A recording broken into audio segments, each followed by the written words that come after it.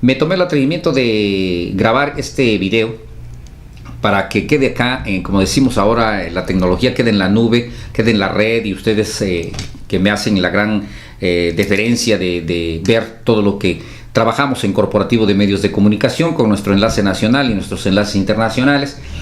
Me animé porque me llegó una invitación muy peculiar de un gran amigo periodista, de mi querido y gran amigo Luis Aquino Busquets, a quien le envío un saludo, porque él fue parte de este movimiento del 68. Precisamente él fue parte de este movimiento del 68 en su ámbito, y figúrese que me hizo llegar esta invitación que dice: a 50 años Oaxaca, voces del 68, iniciando precisamente esta invitación, como dice, de varios eventos. Por ejemplo, el día de hoy se llevó a cabo, a partir de las 6:30 de la tarde, una semblanza del movimiento estudiantil del 68, presentado precisamente por Francisco Salvador Pérez y Demetrio Saavedra López. A las 7 de la noche, la inauguración de la exposición fotográfica 50 años del 68, el corte del listón por parte de Bernardo Alamilla, quien es consejero de la Defensoría de los Derechos Humanos del Pueblo de Oaxaca, la inauguración de la exposición gráfica del taller de artes plásticas Rufino Tamayo, y conmemoración del 68 en la sede que será el andador turístico, o más bien que fue, porque son precisamente ya cuarto para las 8 de la noche, la sede del andador turístico de Alcalá, frente al edificio central de la Universidad de la Universidad Autónoma Benito Juárez de Oaxaca. Y el día de mañana, mire, el día de mañana al mediodía, si usted tiene oportunidad de asistir, yo creo que es bastante interesante. Al mediodía hay un cine debate con el documental El Grito, que estarán comentándolo Fernando Mino García de El Ciesas y Javier Sánchez Silvia en el Cineclub de la Universidad Autónoma Benito Juárez de Oaxaca y la Defensoría de los Derechos Humanos del Pueblo de Oaxaca. La sede será en el CEBIE. Y a las 6 de la tarde, una mesa testimonial de voces del 68, donde participan Demetrio Saavedra López, Francisco Salazar Pérez, Antonio Aquino Aragón, Alejandro Rojas Millán, Francisco Martínez Neri, Erangelio Mendoza, Hugo Sánchez Silva, que va a ser el moderador, y la sede será en el andador turístico frente al edificio central de la UAPJO, a unos pasos de la Alameda Central. Y muy interesante, sobre todo seguramente porque usted se le harán conocidos, por ejemplo, estos nombres de Francisco Martínez Neri, Erangelio Mendoza y Hugo Sánchez Silva. Por supuesto que va a estar muy interesante. Y a las 7:30 de la noche va a haber un pase de lista, supongo que ahí mismo en este evento. Y a las 8 de la noche la presentación nuevamente de este documental El Grito, donde nuevamente será comentado por Javier Sánchez Silva en el Cineclub de la UAPJO y la Defensoría de los Derechos Humanos del Pueblo de Oaxaca, y se estarán presentándolo precisamente allí en el andador turístico de Alcalá, de la calle de Macedonio Alcalá, frente al edificio central. Muy muy interesante. El día 3 a las 6 de la tarde, la mesa de análisis de la literatura de la onda, donde participan Margarita Salazar, Jorge Pech Casanova y Manuel Matus, también la sede allí enfrente del edificio central. Y el día 4 de octubre a las 6 de la tarde, otra mesa testimonial de voces del 68, con la participación de Saúl Santiago Cruz, José Francisco Ruiz Cervantes, Joel Aquino Maldonado, Nicéforo Urbieta Morales, Mario Hernández Martínez, que estará como moderador, y obviamente la sede allí mismo, en el andador turístico enfrente del edificio central de la universidad. Y cierra este importante hecho de recordar, desafortunadamente recordar el 2 de octubre, el 5 de octubre precisamente a las 7 de la noche una conferencia de imágenes del movimiento estudiantil que será presentado por Arnulfo Aquino Casas y estará moderado por Bernardo Alamilla de la Defensoría de los Derechos Humanos del pueblo de Oaxaca, y a las 8 de la noche un concierto con la banda Toguache, obviamente la sede será allá en el andador turístico de Alcalá, enfrente del edificio central. Todo esto coordinado por la Universidad Autónoma Benito Juárez de Oaxaca, la Defensoría de los Derechos Humanos del pueblo de Oaxaca y el IWAPJO, el Instituto de Investigaciones de la Universidad de Investigaciones Humanas de la Universidad Autónoma Benito Juárez de Oaxaca. Muy interesante, por eso fue que me tomé el atrevimiento de grabarles esta invitación, este video, y sobre todo para quienes no lo conocen todavía, o para quienes tienen una idea, sobre todo las nuevas generaciones, incluyendo, y me tomo el atrevimiento de incluir a los amigos estudiantes de la Universidad Autónoma Benito Juárez de Oaxaca, de la Universidad del Sureste, de las organizaciones que aparecen por centenares, por decirlo aquí en esta entidad oaxaqueña, y que pues bueno, nada más escuchan 2 de octubre, escuchan No Se Olvida y ahí van, ¿no?, a alzar la voz. Qué bueno, pero pues siempre es más importante saber el por qué, los por qué, como decimos en el periodismo, saber el quién, cómo, cuándo, dónde y por qué. Porque si eso no lo informamos a nuestros lectores, ahora a nuestros lectores digitales, a nuestros radioescuchas en la radio, a usted que nos está haciendo el favor de vernos a través del video, de la televisión digital, de lo que se presenta, pues bueno, ¿cómo le vamos a informar, no? Por eso cierro con esto, y discúlpenme que les quite yo su tiempo valioso que seguramente tendrá usted, pero bueno, ojalá que me vea en el inter de la noche cuando ya llegó después de su trabajo. Pues son 7:49, y le quiero decir esto que es muy interesante. ¿Qué pasó el 2 de octubre de 1968? Pues la noche del miércoles 2 de octubre de 1968 marcó un hito en la historia moderna de México. Fue cuando ocurrió la matanza de estudiantes y civiles que se habían reunido en Tlatelolco por parte de militares y policías que actuaron por órdenes de las más altas esferas del gobierno mexicano. Durante décadas y generaciones, la consigna 2 de octubre, no se olvida, ha mantenido vivo el recuerdo de los asesinatos de esa noche y de sus ideales. Estas son las razones por las que no debes olvidar nunca esa fecha. ¿Qué pasó? El 2 de octubre de 1968, miles de estudiantes se reunieron para realizar un mitin en la Plaza de las Tres Culturas, ubicada en la unidad habitacional de Tlatelolco. El objetivo de la reunión era dar a conocer un pliego petitorio de 6 puntos al gobierno de Gustavo Díaz Ordaz. A las 6:10 de la tarde, un helicóptero lanzó una bengala sobre la plaza. Entonces comenzaron a surgir disparos desde lo alto de los edificios.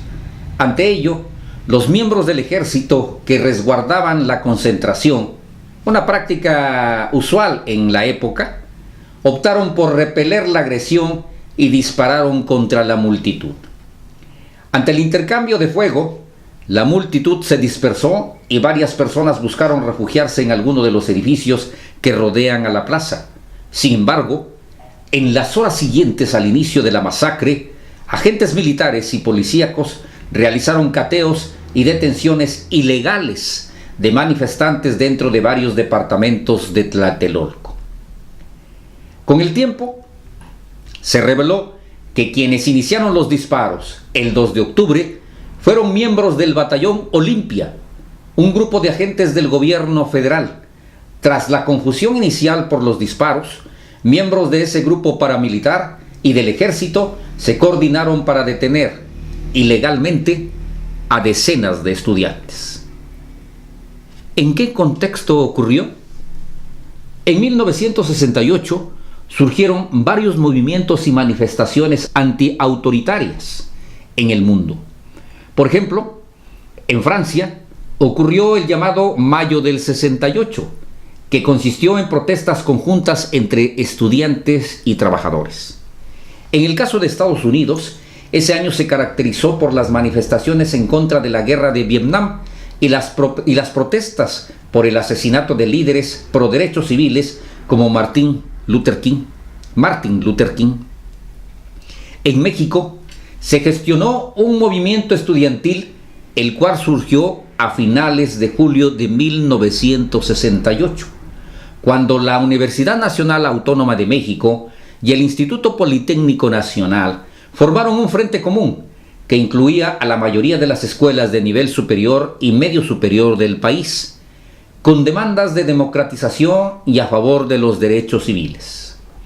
El movimiento se originó a partir de la represión e intervención militar y policial en instituciones educativas. Ante ello, se formó el Consejo Nacional de Huelga, el CNH, para coordinar las protestas de estudiantes y académicos afines al movimiento. El 2 de octubre de 1968, el movimiento estudiantil realizó un mitin, luego de que un día antes el ejército desocupara a la ciudad universitaria de la UNAM, a la que había ingresado desde el 18 de septiembre anterior. El mitin de la Plaza de las Tres Culturas se realizó tan solo 10 días antes de que se inauguraran los Juegos Olímpicos de México, por los cuales la ciudad y el país serían el centro de atención de los medios de todo el mundo, al menos por un par de semanas. ¿Qué pedían? ¿Qué pedían los estudiantes del 68? En su pliego petitorio, el Consejo Nacional de Huelga pidió al gobierno de Gustavo Díaz Ordaz el cumplimiento de 6 puntos. Primero, libertad de todos los presos políticos, es decir, de los estudiantes y activistas detenidos por manifestarse. Segundo, derogación del artículo 145 del Código Penal Federal. Ese artículo regulaba los delitos de disolución social, que se entendían como la difusión de ideas que perturben el orden público o afecten la soberanía nacional. Tercero, desaparición del Cuerpo de Granaderos. Este grupo policial participó en varios actos de represión estudiantil previos al 2 de octubre. Cuarto, destitución de los jefes policíacos Luis Cueto y Raúl Mendiola. En 1968 eran respectivamente el jefe y el subjefe de la policía capitalina y quienes habían tenido roces con los estudiantes en varias ocasiones. Quinto, indemnización a las víctimas de los actos represivos. Antes de la masacre de Tlatelolco ocurrieron varios enfrentamientos que dejaron estudiantes muertos.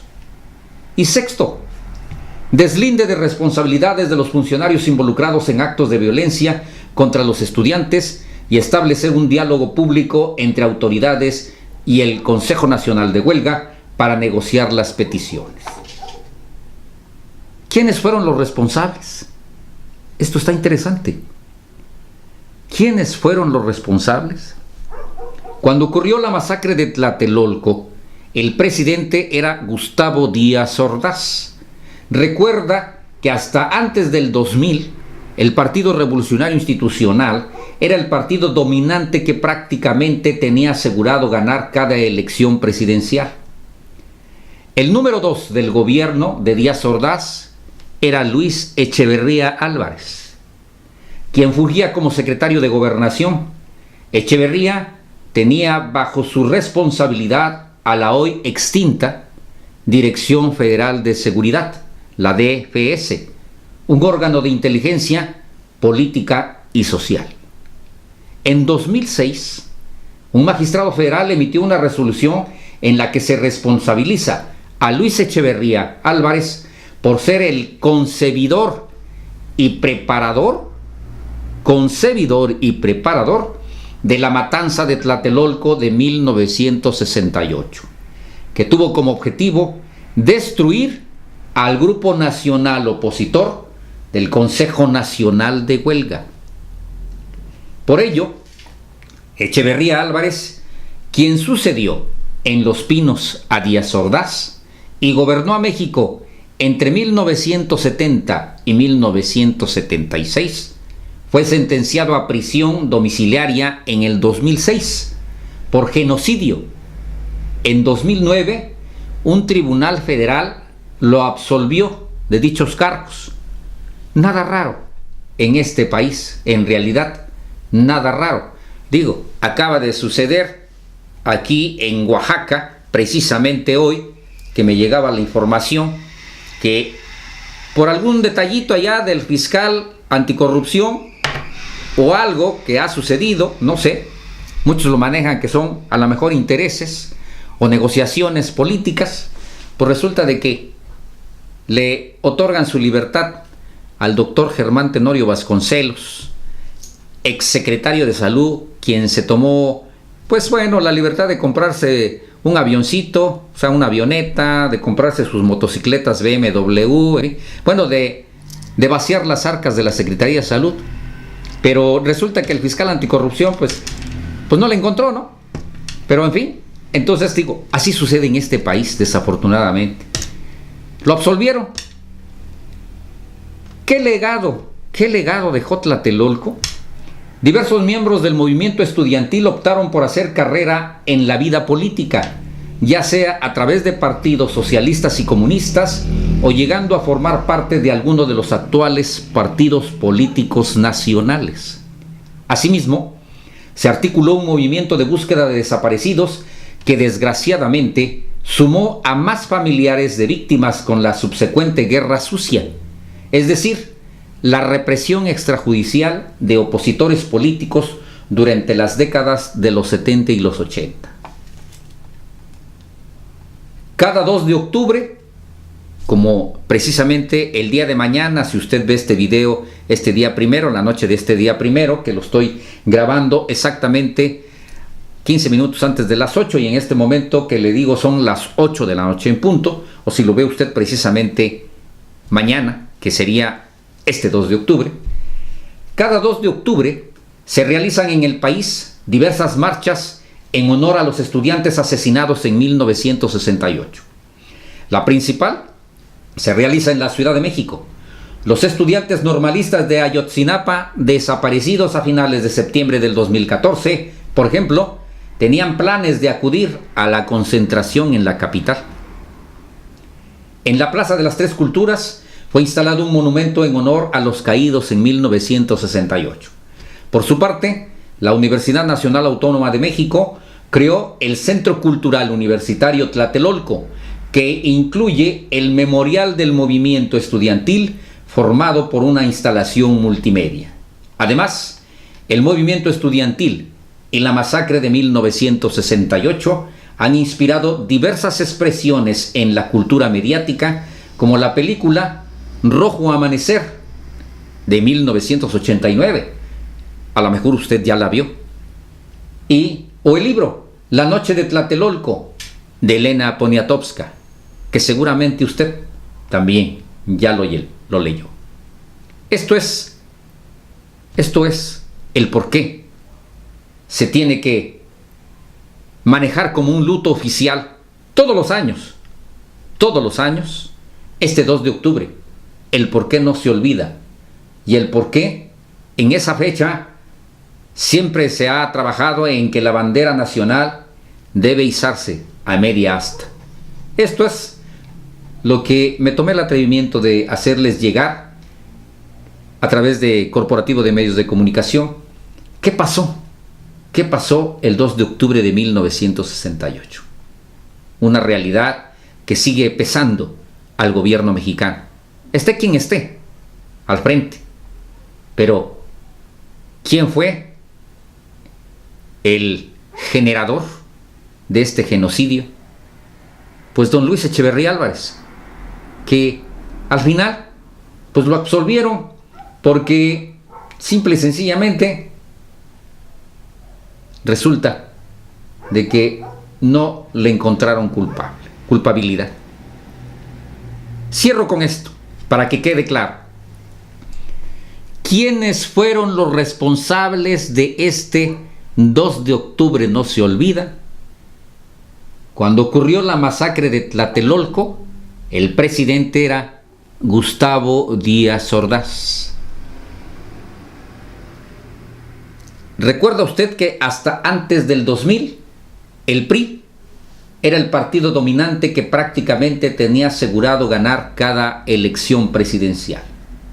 Y el número 2 del gobierno de Díaz Ordaz era Luis Echeverría Álvarez, quien fungía como secretario de Gobernación. Echeverría tenía bajo su responsabilidad a la hoy extinta Dirección Federal de Seguridad, la DFS, un órgano de inteligencia política y social.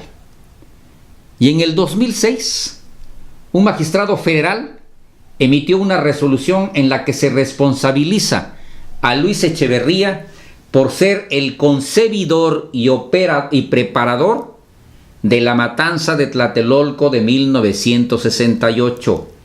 Luis Echeverría Álvarez es el concebidor y preparador de la matanza del Tlatelolco del 2 de octubre de 1968, que tuvo como objetivo destruir al grupo nacional opositor del Consejo Nacional de Huelga.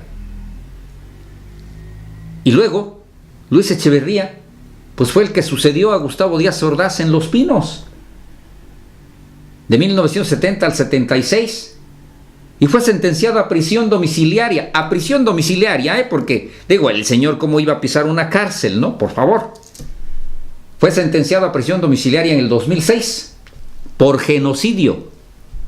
Y en 2009, un tribunal federal lo absolvió de dichos cargos. Así es este México nuestro. Su servidor siempre lo ha comentado y como digo, Cornelio Merlín Cruz seguirá diciendo las cosas como son, pésele a quien le pese, le duela a quien le duela y le arda a quien le arda. Les agradezco el favor de su atención. Consideré como una pequeña contribución a este 2 de octubre. No se olvida. Gracias. Nos estamos viendo, nos estamos escuchando en este espacio de Corporativo de Medios de Comunicación. A sus órdenes. Hasta la próxima. Hotel Mexicana Huatulco. Comodidad y excelente servicio. 18 cómodas habitaciones, juniors, suites con aire acondicionado, televisión por cable, internet, wifi, frigobar, antecomedor, restaurante, alberca y estacionamiento. Además, caja de seguridad. Visita nuestra página www.hotelmexicanahuatulco.com.mx. Reserva al 01958 105 1569 o 01800 685 9191. Hotel Mexicana Huatulco. Hotel Mexicana Huatulco. Nuestro compromiso es atenderte como te mereces. Casa Chagüe, dedicada a la producción y comercialización de mezcales y alimentos típicos de Oaxaca, con más de 30 años de experiencia en el mercado del mezcal. La auténtica y tradicional probadita del buen mezcal en Casa Chagüe, una bebida con tradición ancestral, elaborada de manera 100% artesanal. Conoce nuestra variedad de exquisitos mezcal, cremas de mezcal, para todo mal, mezcal, a todo bien, también, y para remedio, litro y medio. Visítanos en Bugambilia, número 1202, sector H, La Crucecita, Bahías de Huatulco, todos los días de 8 de la mañana a 11 de la noche, y en nuestra web www.mezcalchagüe.com o comunícate con nosotros 01800 123 2462. Te esperamos.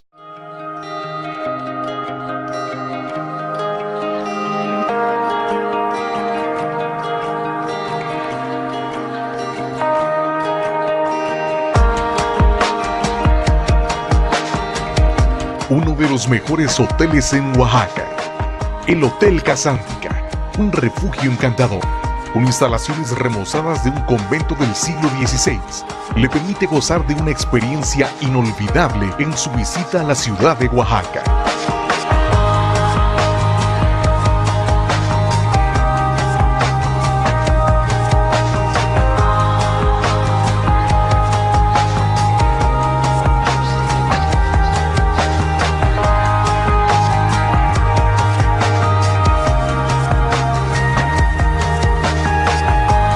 cubrimos todas sus necesidades de exclusividad, cultura y ambiente familiar. Mezcla perfecta entre el encanto de un hotel boutique y el servicio de un gran turismo.